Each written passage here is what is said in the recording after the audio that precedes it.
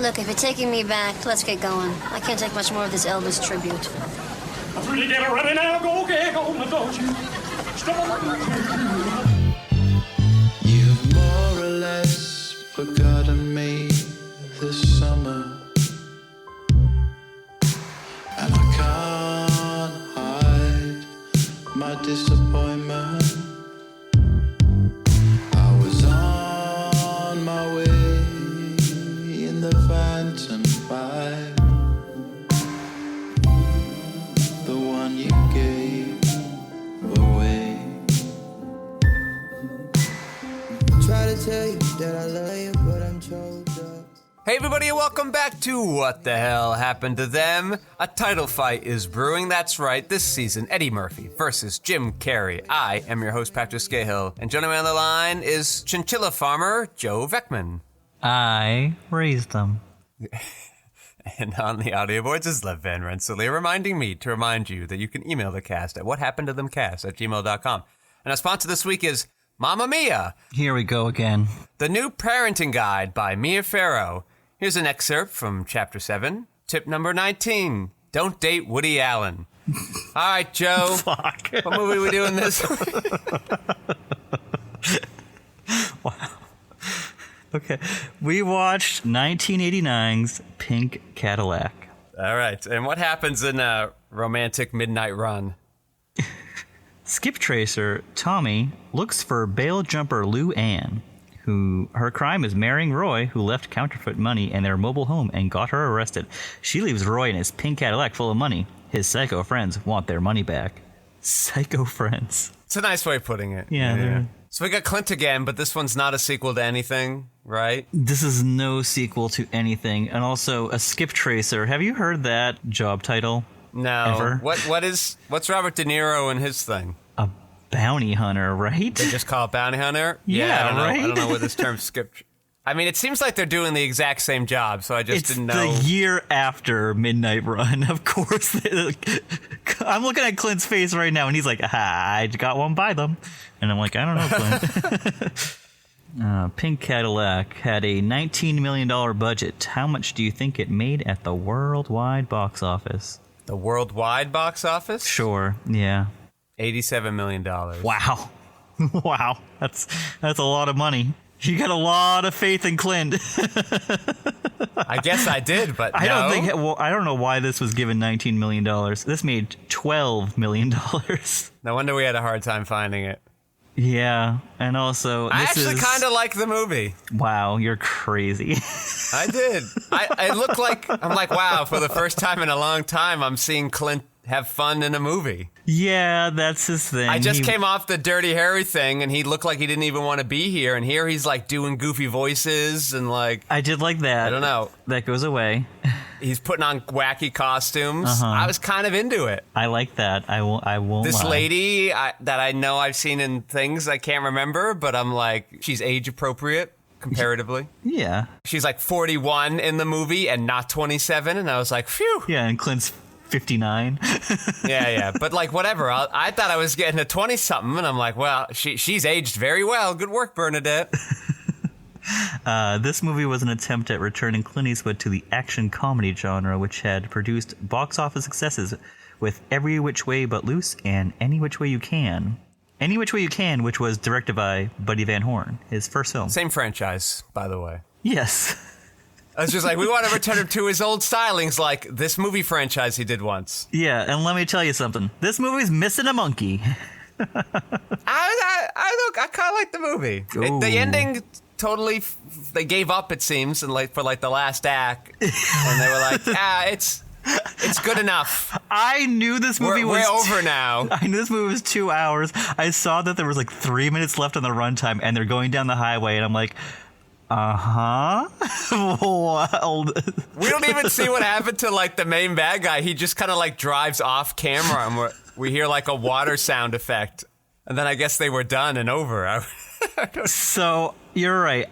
There were parts that I did like about this, but you know, it's not the whole movie. The whole movie is a lot of Clint chasing down losers and drug dealers. Yeah, but he's got to pretend to be like a radio show host. I like and a that. Vegas Yes. guy. But like I'm into all that. you put it in a montage, and it's 45 seconds out of a 2 hour and 2 minute movie, my friend.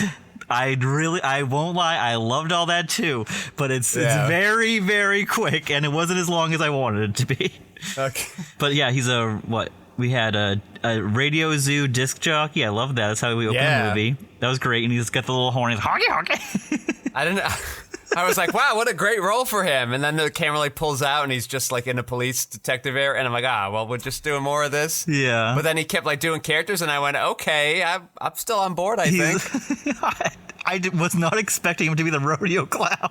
When he pulled it off, I was like, oh, great, this is awesome.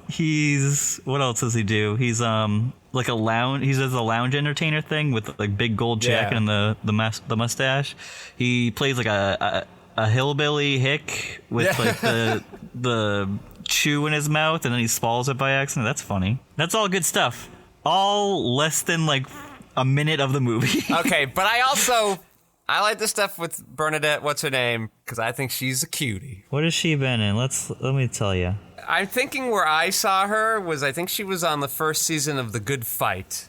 The season that they basically try to, like, sweep under the rug. They're like, all right, we did that for CBS All Access.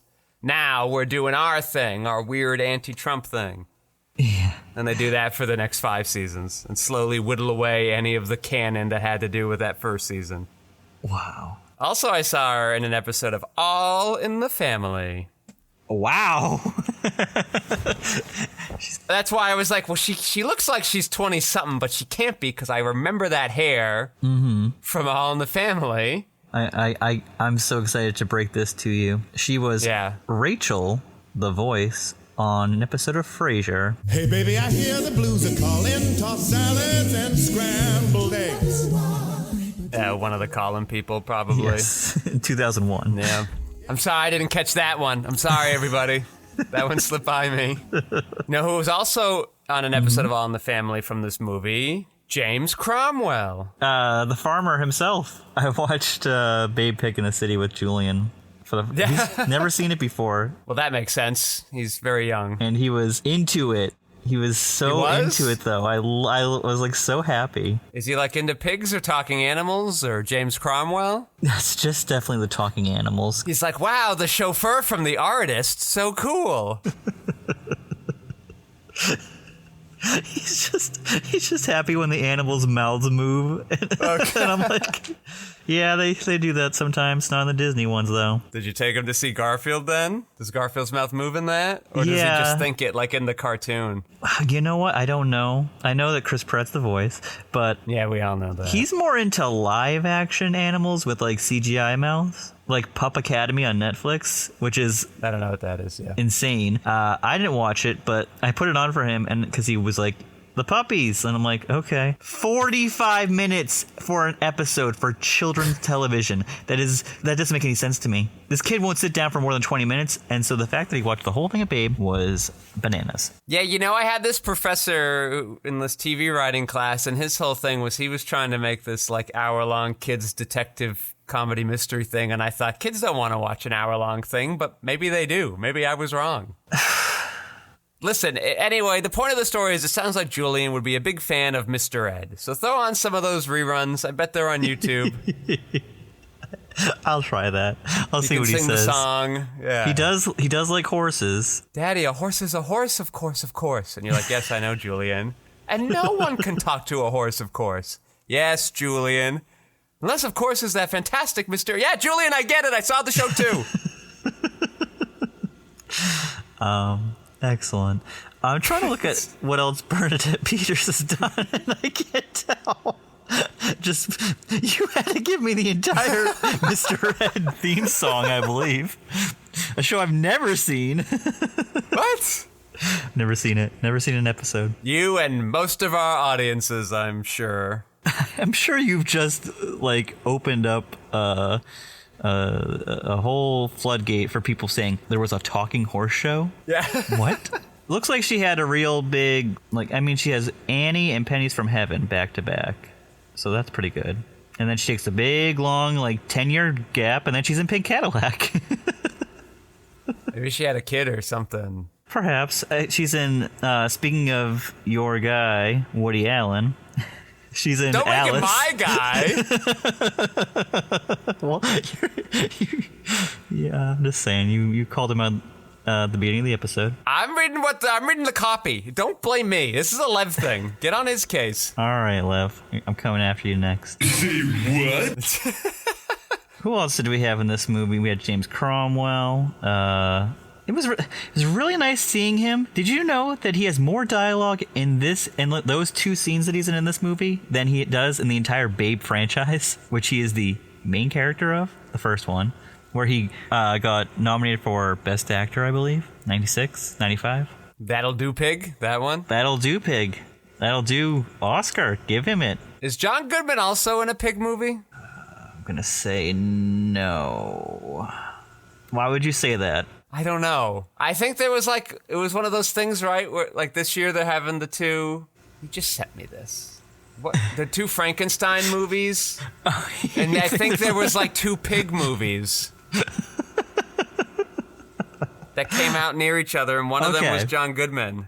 I love me some John Goodman, and I want to say that I am mostly an expert on his filmography, that I will never be able to go through all at once because it is untamable. Not seeing any Pig movies, and I'm at the 20-year mark. Do you know what? What?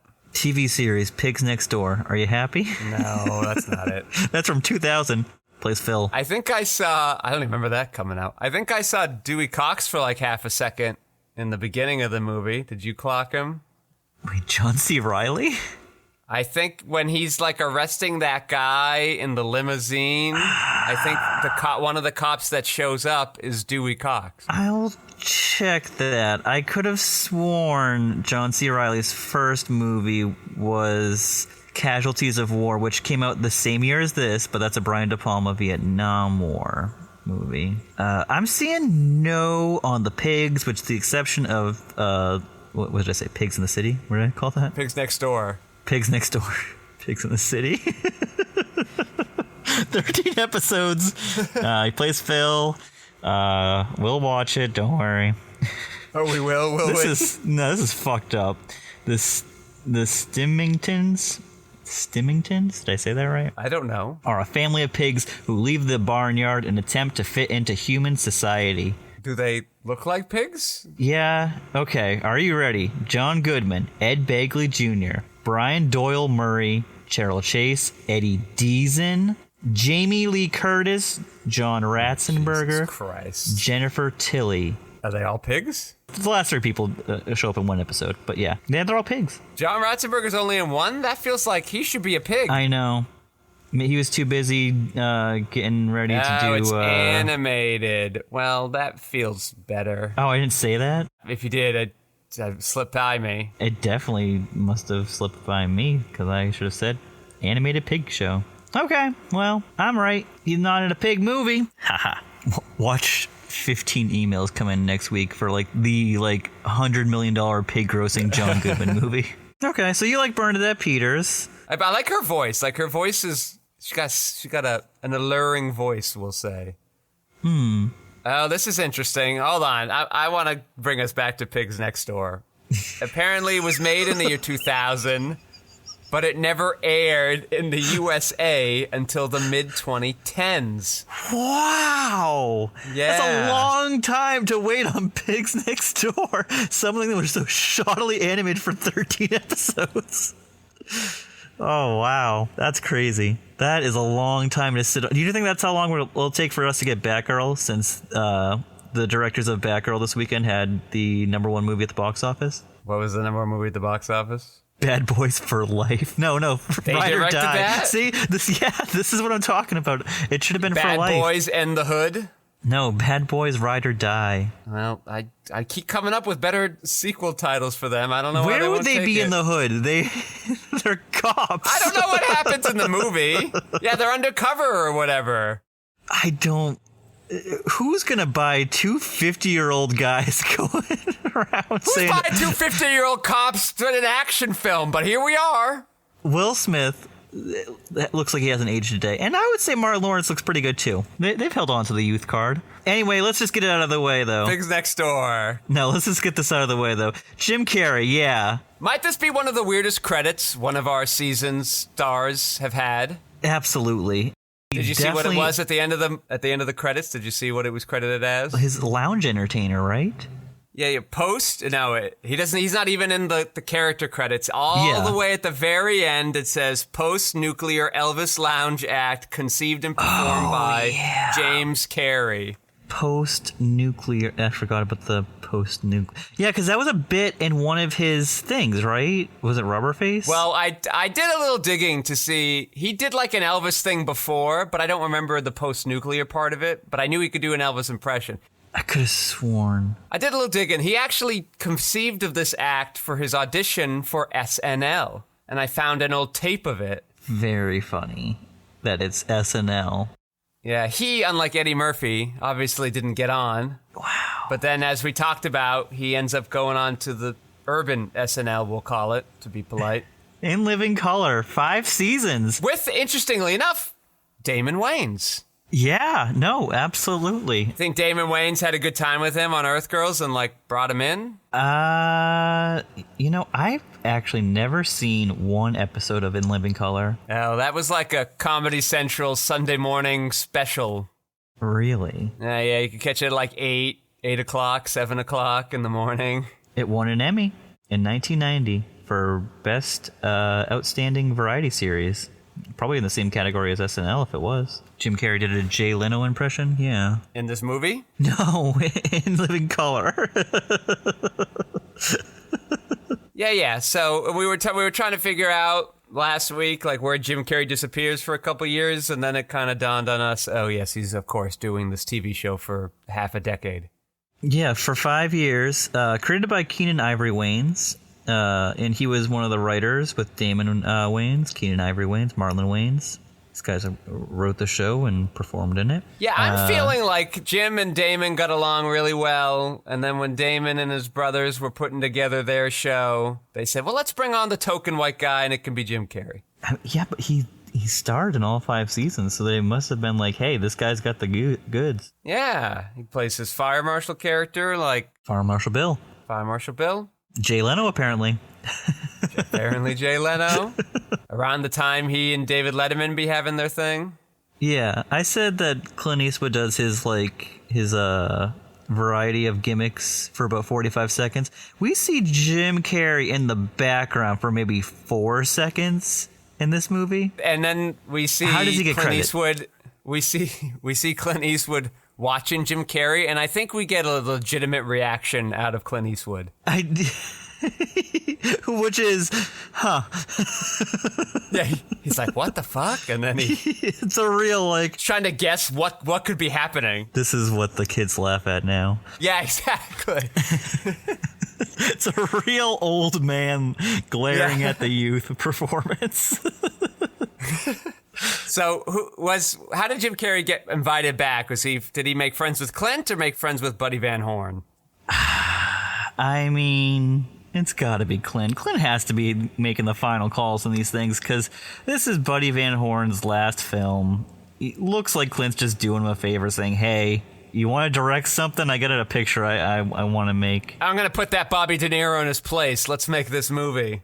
It's... Fuck, let me look it up because I know Clint works at a pace that is unparalleled. Maybe only parallel to Woody Allen.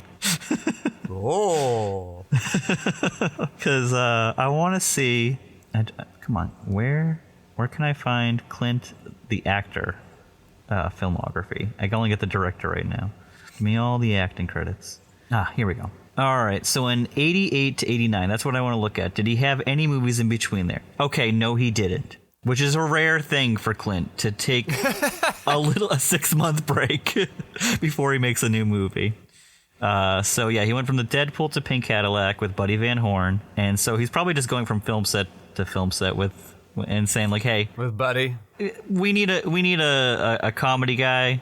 I know this guy Jim. He's kind of Well, that's sort of the James. thing. You didn't need that role in there. They wanted to put it in there. Yeah. Like, there was a specific choice. You could have just had nothing there. Or like any random thing, and you said, well, let's get this guy, and let's cut to him and his weird shtick. Either Buddy or Clint said, we like this guy from the Deadpool. Let's bring him back and let him do a small little thing. We'll pay him $20 and a sandwich, send him on his way. Yeah, post-nuclear Elvis lounge act conceived and performed by James Carrey. It's Clint Eastwood's 19th movie for Warner Brothers. Hell yeah. The least successful Clint Eastwood movie at the box office since The Beguiled in 1971. Ah, directed by Sofia Coppola. Just trying to find if any of this to draw Jim and Clint together. I don't see anything. Seeing a no on that. He's just probably like exactly what we're saying. Hey, we know this guy can be a funny guy. Let's give him another look. We have an idea. There's no real part, but let's give him another look. Let's just put his face out there. Give him a little time to shine, yeah. Former real-life couple, Clint Eastwood and Frances Fisher, met on the set of this movie. I believe Frances Fisher is the Bernadette Peters' sister. Oh, the sister, she, my friend Joe. Yes. You may remember... where she dated Becker on the TV show Becker for a couple episodes. I don't, but thank you for telling me. And then I went and looked her up to see if she did anything else. Turns out she's going to be in an upcoming movie called Rust. Perhaps you've heard of it. Rust. Yeah, that one. Oh, that one. That one. That still hasn't come out yet? I feel like that happened so long ago.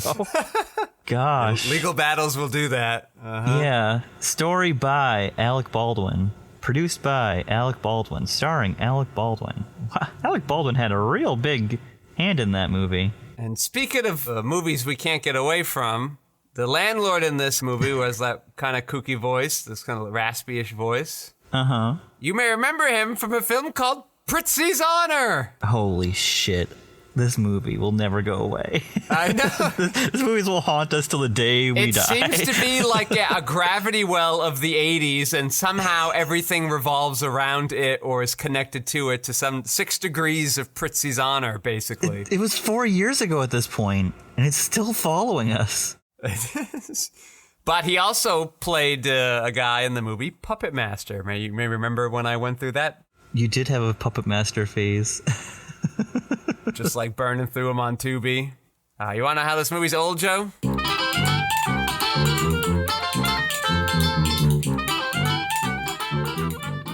Tell me. College costing $250,000 was a big joke. How could it cost that much, they joked.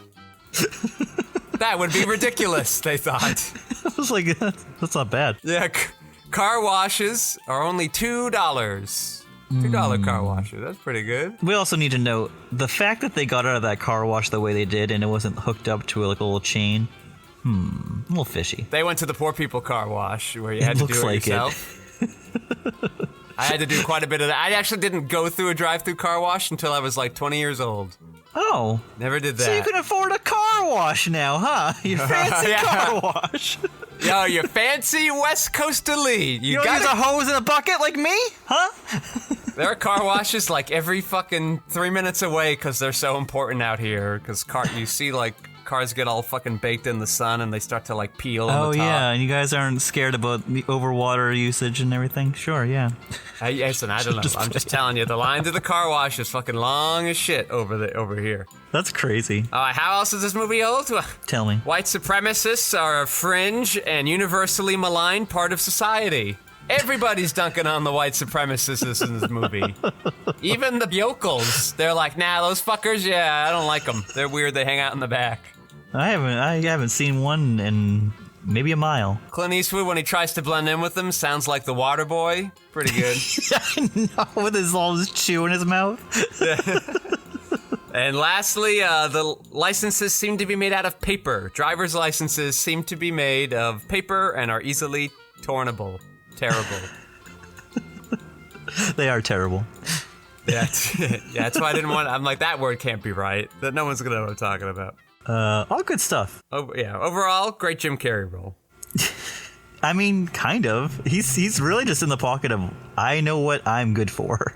Yeah, great Jim Carrey role. Surprisingly PG climactic sequence, considering it was Clint trying to rescue a baby held hostage from a gang of anti-government militia white supremacists. Somehow very PG. Meth heads too, right? They're all doing meth. Meth addicts. There's like the token female, thanks to affirmative action maybe or something. She's in the group. Let me tell you, the film received generally poor reviews. Nah. Karen James wrote, when it's time to look back on the strange sweep of Clint Eastwood's career from his ambitious direction of Bird to his coarse classic Dirty Harry character.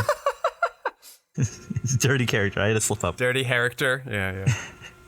Pink Cadillac will probably settle comfortably near the bottom of the list. It is the laziest sort of action comedy with lumbering chase scenes, a dull-witted script, and the charmless pairing of Mr. Eastwood and Bernadette Peters. You know what? I thought there was a little charm there. A little charm. Listen, is it lazy? Yeah. But guess what? It's the 80s. They're all pretty much lazy. That's what makes Midnight Run so impressive. I mean, I think they knew they had a turkey on their hands because this movie opened up against the Indiana Jones and the Last Crusade. It was a mistake. But that movie doesn't have Bernadette Peterson. What's her name? I should know this. Bernadette Peters. Okay. Yeah, I guess it had just a newly Academy Award winner Sean Connery from The Untouchables. Yeah, whatever. Yeah, just one of the biggest directors, one of the biggest actors of all time. Yeah, I think Clint Eastwood knew that this was like one of his lesser ones. Doesn't work with Buddy Van Horn again, so. No one worked with Buddy Van Horn. This is his last movie. Yeah, the Deadpool didn't do super great either, right? Like, just hasn't had a good run of it. I guess Clint would bring him back for The Rookie as a stunt performer. So Buddy Van Horn went from director to stunt performer the next year. The Rookie, the Mel Gibson movie? No. A different The Rookie. Yeah, this is The Rookie I watched last year, which is actually pretty fun, starring Clint and Charlie Sheen. Charlie Sheen, I believe, plays The Rookie in that. I hope it's not Clint. No. Hey, this movie came out on my birthday. Oh, wow. That's fun. I could have seen that when I was 1 year old. I'm guessing I didn't. We have to ask your parents. I know I didn't see it. My first movie I saw in the theater was Aladdin. Mom, you didn't take me to The Rookie? I hate you. I hate you forever. Yeah, you gotta take me to The Rookie. Clint's my favorite movie star right now. I'm one. I've seen Pink Cadillac. Yeah. Why does Jim do this? Because he got a call and said, hey, do you want some money? You're on the screen for 4 seconds. Want some money where you get to show off your stand-up bit that SNL seemed to be too good for? Yeah, 10 years earlier, right? We gotta assume he probably was showing up at the same time as... No, maybe not. He would have been really young. It might have been in like the mid-late 80s. It might have been after Eddie had already left. You really wish they had a crossover at some point. The thing about Jim Carrey, what I'm finding now with this In Living Color thing is like he's trying to do the Eddie thing, right? Eddie got to get big because he was already on TV and made a showcase for himself there instead of all these weird little movies Jim's doing. So it's like, well, let me go on SNL. Well, he can't get on SNL. And he goes, all right, well, then I'll do this other SNL with my friend Damon Wayans from Earth Girls Are Easy. And I'm imagining, I don't know what movies are coming out between now and Ace Ventura, but I'm imagining In Living Color had a lot more to do with him getting Ace Ventura than probably any movie up until that point. You are 100% correct, because I don't think the 7-minute short that I watched a couple of days ago called Itsy Bitsy Spider was doing him any favors. Although he should have gotten a lot more voice work from it, but did not. Yeah, so ultimately he tried it a different way from Eddie, and then he just learned, I'll just do the Eddie thing, because that seems to work. Yeah, it does work. Because the Pink Cadillacs of the world aren't getting him the big movies. No. But this is like his last real movie, I guess, until his big break. All right. So those were your last looks? Those are my last looks. Jim Carrey? Why my last looks? Why yeah. Why does he do this movie? Well, I guess we basically said it, is that he's got a stand-up bit and somebody was like, hey, we want to showcase that for you. Post-nuclear Elvis Presley. That's why he's got like the little flippers, I guess. Yeah. I get it. It's not the greatest showcase of his comedy because we kept interrupting it. So, like, we come back and we're like, how did we get here? I thought we were doing Elvis stuff. Do you think that flies today? The bit? In a post-Ukraine war world? Maybe not. I don't know. I don't think it flies at all because there's like 4 different groups of people that will be offended by that. Yeah, who are they? Well, people that have... Do you want me to go through this?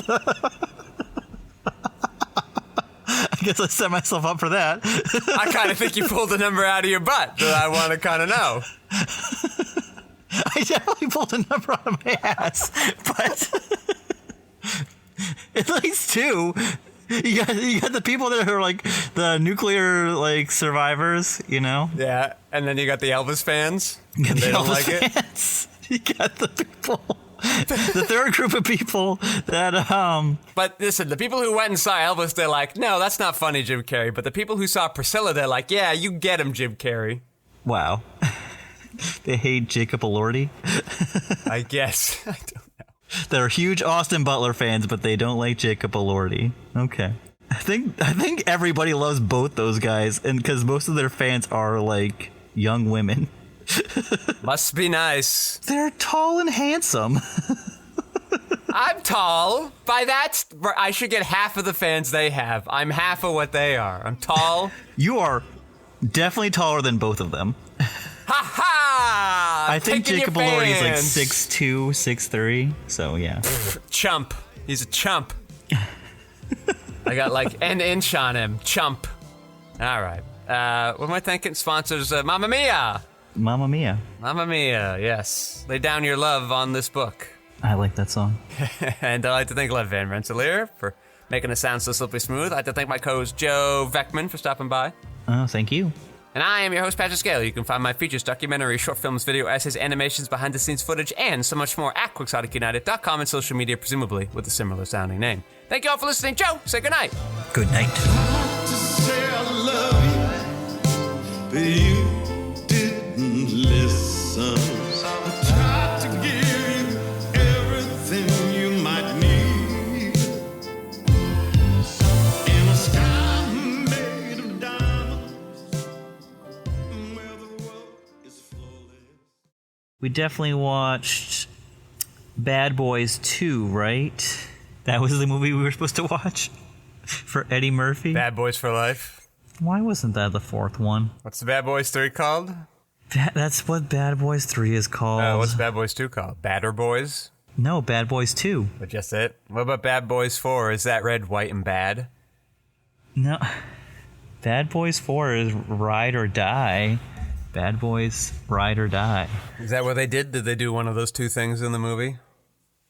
I don't know. I didn't see it. Oh, I thought it seemed like a movie you'd see. I will see it eventually. I like the films of Will Smith and Martin Lawrence. Is it not out yet? Is that the problem? No, it's plenty out. It's exhaustion and no actual plans to go see it, and by myself is a little. It's a little harder to push myself outside the house when I don't have to. All right. Well, you want to see a movie Friday morning? Friday? Oh no! That's your day? Oh no!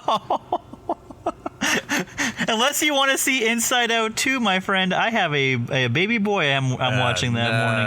All right. I'm sorry. It's okay.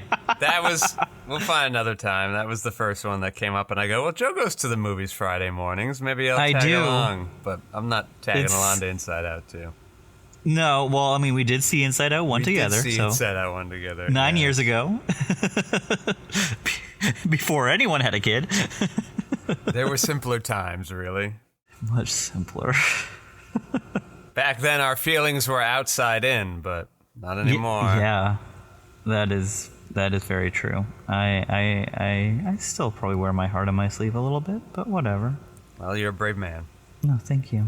But now there are new emotions. That's the whole thing. That's yeah, she's growing up, so she has more emotions. I think one of them is anxiety, played by Maya Hawke. I think that's the big one in this. But they replace... So anxiety is different from fear or worry, whatever. It's a more complex emotion. They replaced Mindy Kaling and Bill Hader, though. They replaced them? Yeah, they didn't come back, or because I think they wanted more money because their cachet went up a little bit. Oh, okay. You know, Bill Hader's won Emmys, and I think Mindy Kaling's also won plenty of Emmys since then. Whatever. Yeah, they said no. Disney's kind of like retreating a little bit. They have definitely like said, hey, we're cutting down the Marvel movies to one a year. We don't make Star Wars movies anymore. We just say we are and then don't actually make them. What other things do they have properties of that they run into the ground constantly? Marvel, Star Wars. What's the other one? They have another one, don't they? One Marvel movie a year, so it's just this Deadpool thing. That's the only thing I got to worry about. Yeah, but technically, it is, but it's not. It is, but it's not. It's not like proper, like MCU stuff. So I'm gonna get both Deadpool and Venom, and so I'm gonna get 2 Marvel movies this year. Well, Venom is Sony. That's the thing. Venom's a Sony movie. It's barely got anything to do with Marvel and Disney. They were like trying to work out something because Tom Holland was going to be in it, but then they're like, these movies aren't doing well anymore. And I'm like, yeah, make less. They're not doing well anymore, but then they decided to make a third one. Well, the Venom movies are the ones that are like separate, and they've each grossed $1 billion now, which is weird. Really? Did the second one not? Because it was after pandemic. Now I'm thinking. I know the first one definitely made $1 billion. I just, like, nobody ever really talked about them after they came out. My thought was they just sort of came and went. On a $110 million budget for Venom 2, it made $506 million. All right, so neither of those are the Marvel film that are coming out this year. So there's really 3 Marvel films coming out this year. Oh, yeah. Well, there's also the other Sony movie that's Spider-Man related, and it's the Kraven the Hunter movie. I guess that got pushed to December now. When did Madam Web come out? February. Okay, so there'll be 5 Marvel movies coming out this year? Yeah, but these are all Sony Spider-Man spin-offs. Okay, but like I just want to be clear.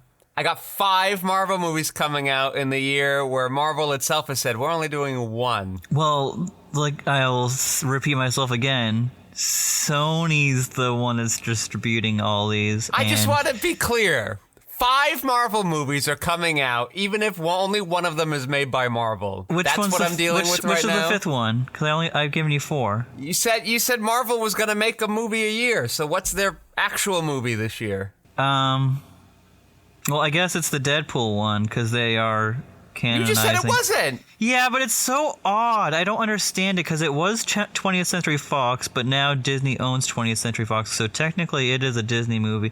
But the other 2 Deadpool movies have no canon with the MCU, so it's like, now you're going to start making it canon? I don't understand it. But does it have canon? Because the other guy, because isn't Hugh Jackman not part of the MCU? He's part of the same, like, 20th Century Fox, like, arena that Deadpool was because of the X-Men. But since Disney is a monopoly and they eat studios up. Well, if anyone knows what Marvel's Marvel film is this year, we also don't care. Please email us at whathappenedtothem@gmail.com. And Star Wars, they're not making any Star Wars movies, but it seems like every month 8 Star Wars shows comes up. Well, yeah, the Acolyte one's the new one. I haven't watched it. Don't know if I will. I don't care. I watched 1 season of The Mandalorian and I was like, yep, got it. And that was pre-pandemic. And you really were just coming for the Werner Herzog. Kind of. And Nick Nolte. What? Yeah, Nick Nolte's got a lot of makeup on, but he's fun. Okay, fine. All right, you pink Cadillac. Pink Cadillac.